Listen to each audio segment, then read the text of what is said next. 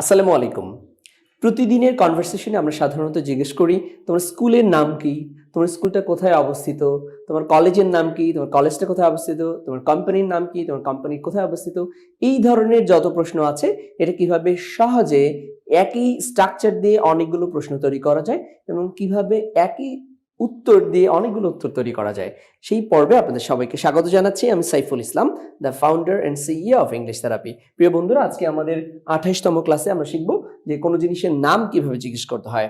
একদম ফর্মালি যদি আমরা তোমার স্কুলের নাম জিজ্ঞেস করতে পারি চাই, তাহলে হচ্ছে what is the name of your school.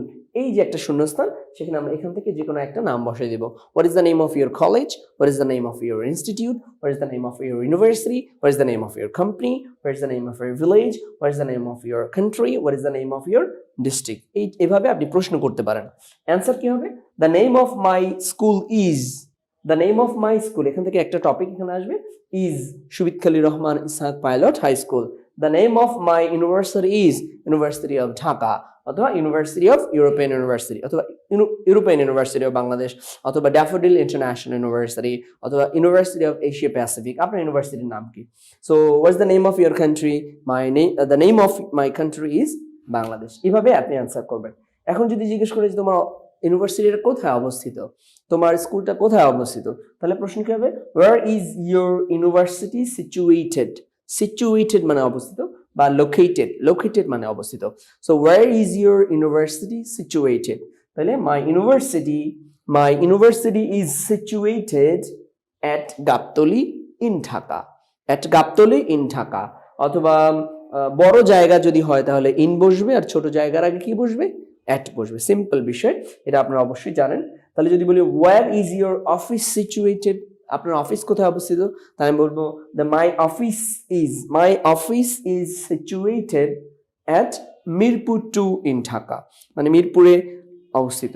So এইভাবে আপনি প্রত্যেকটা টপিক দিয়ে যদি আপনি প্রশ্ন করেন, তাহলে কিন্তু অনেকগুলো প্রশ্ন তৈরি করতে পারেন। যেমন এক্সাম্পল যদি বলি, what is the name of your village? The name of my village is south আমরাগাছিয়া।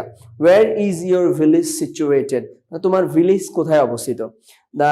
তাহলে কি বলবো? মাই ভিলেজ ইজ সিচুয়েটেড অথবা লোকেটেড ইন মির্জাগঞ্জ উপজেলা, মানে মির্জাগঞ্জ উপজেলায় আমার গ্রামটা অবস্থিত। এভাবে আপনি কিন্তু বলতে পারেন। অথবা বলতে পারেন হচ্ছে what is the name of your institute?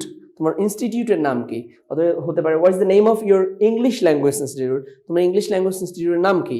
The name of my English language institute is English therapy. So where is English therapy situated বা located? English therapy is located at Mirpur 2. At Mirpur 2 in Dhaka. এভাবে যদি আপনি অনেকগুলো বাক্য তৈরি করেন, অনেকগুলো প্রশ্ন তৈরি করেন এবং এখানে কমেন্টের মাধ্যমে আপনি জানিয়ে দেন যে আসলে আপনি নতুন নতুন এর বাইরে কি কি প্রশ্ন তৈরি করতে পারেন এই স্ট্রাকচার দিয়ে, এবং অবশ্যই খাতায় লিখবেন। That means practice. Without practising you cannot improve your fluency in English. Fluency ডেভেলপের জন্য আমাদের আগের ক্লাসগুলো খুবই হেল্পফুল, এবং আপনি যদি নতুন হয়ে থাকেন অবশ্যই আমাদের চ্যানেলটি সাবস্ক্রাইব করবেন, আমাদের সাথে যুক্ত থাকবেন, চর্চা করবেন, ইংলিশ শিখবেন, আমাদের জন্য দোয়া করবেন। Thank you very much.